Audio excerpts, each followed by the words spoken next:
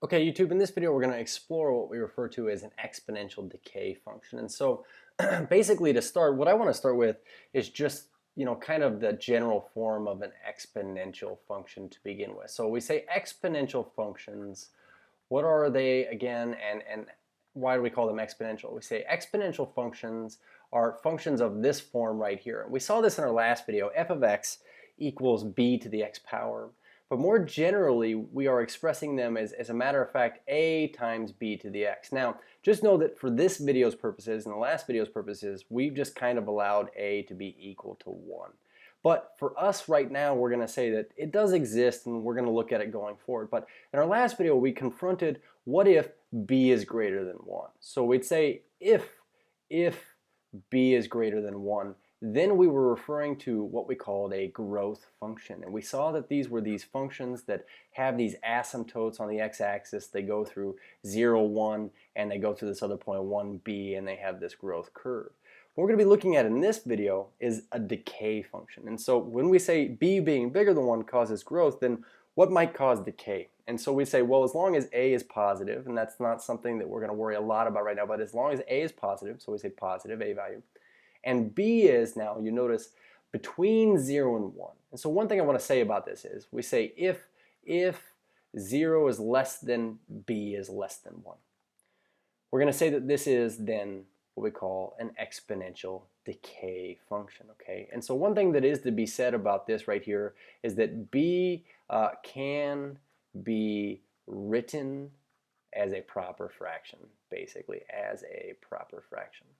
And a proper fraction is just a fraction where the bottom is bigger than the top. And so we would see that this would be something like these two examples we're going to look at in this video. But basically, f of x equals 1/2 to the x power, and g of x equal 1/3 to the x power. And then taking a look at those. And so let's go ahead and start with what we would see as a decay function proceeding here. And so what we're going to do is we're going to graph the following exponential functions by creating tables of values. And then we're going to plot those points and then create a smooth curve for these points. Lastly, what we're going to do is identify the domain and range. So we're going to start with f of x here. If we wanted to graph f of x, then certainly one way that we usually go about this is just to create a table of values. And I think that that's a very powerful thing to do, at least at first with exponential functions, to see what's happening here. But what we see immediately is this. When we plug in 0 here, if we were to say f of 0, we would really be getting 1/2 to the 0 power. We're still getting the same thing to happen that we had happen with growth functions here, and that is to say that when we plug in 0, anything to the 0 power is always going to be 1. Now anything to the first power, when we plug in 1 here, we're going to get 1/2 to the 1. This really is going to produce 1/2. And when we plug in 2, we say f of 2. This would be 1/2 to the 2. That's really 1/2 times 1/2. That is a fourth.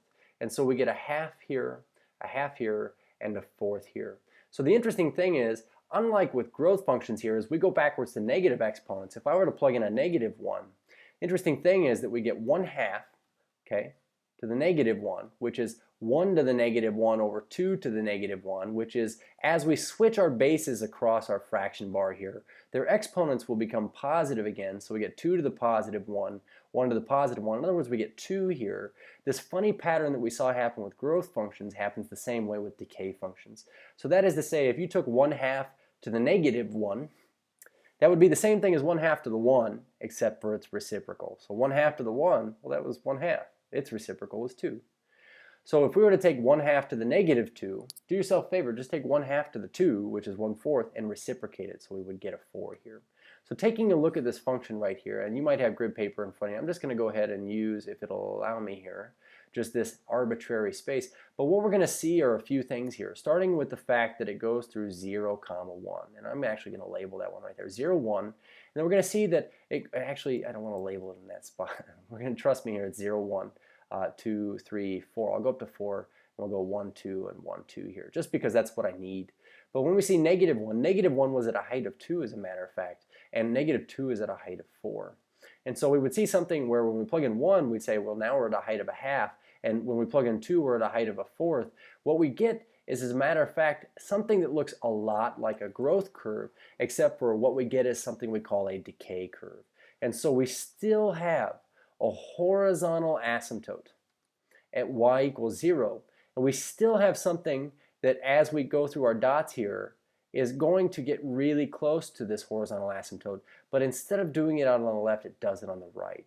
And so you can see that the more and more times we multiply a half by itself, it's just going to keep getting smaller and smaller and smaller. The bigger x gets, then the smaller this quantity gets, because it's, well, let's face it, it's a proper fraction. The bottom's going to outgrow the top.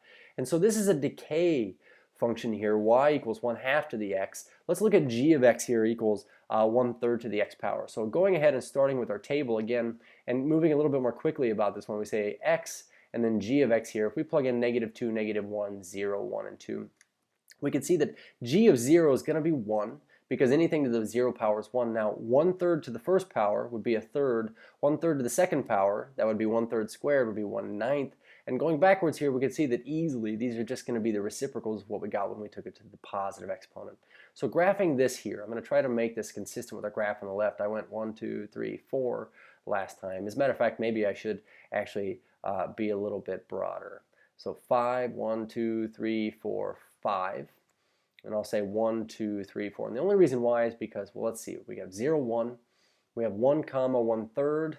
We have 2, 1/9, pretty much really close to 0. And then going to the left side, we have -1, 3, but we had -2, 9. All of these from my table on the left. And so really you could see that this, if I were to say, are these the same graph? Well, obviously they are not, but only because they have different scales on the x and y axes. In terms of their shape, are they similar? And we say yes, they have a similar shape here. And so we say y equals 0 is our horizontal asymptote for this graph. So in terms of what kind of characteristics are we seeing from decay functions as opposed to growth functions? Well, our growth functions had a horizontal asymptote on the x-axis, went through 0, 1, and then went through this point 1, b. In terms of our decay functions, you can see that it goes through this point 0, 1, has a horizontal asymptote, but goes through the point, and I'm going to write this here, it goes through the point 1, 1 over b, or the reciprocal of b, or your base right here. So in terms of the general features that we see in terms of a decay function here, we see very much the same patterns. And so the function f of x equals b to the x power, f of x equals b to the x. We're just going to let a equal 1 in that exponential function form. We're going to say where b is a proper fraction. Oh, I can't write on this one. It says, is the parent function for the family of exponential decay functions with the base of b. And so this basic function, we want to learn 3 basic characteristics about it. So the general shape is this idea that as we go left to right, where our values are decreasing, okay?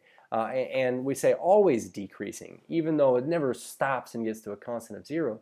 But we can see it still goes through 0, 1. It goes through 1, b. I don't know. I'm sorry. I said 1 over b here. I didn't really mean to write 1 over b. This is 1, b. Of course, anything the first power is itself.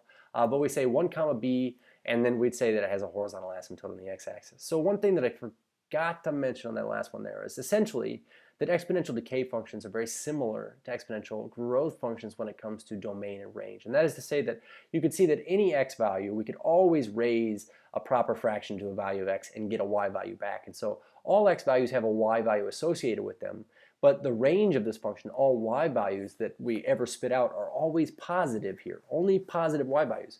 And so we say the range is all y values greater than 0. In other words, on top of our horizontal asymptote. Cheers.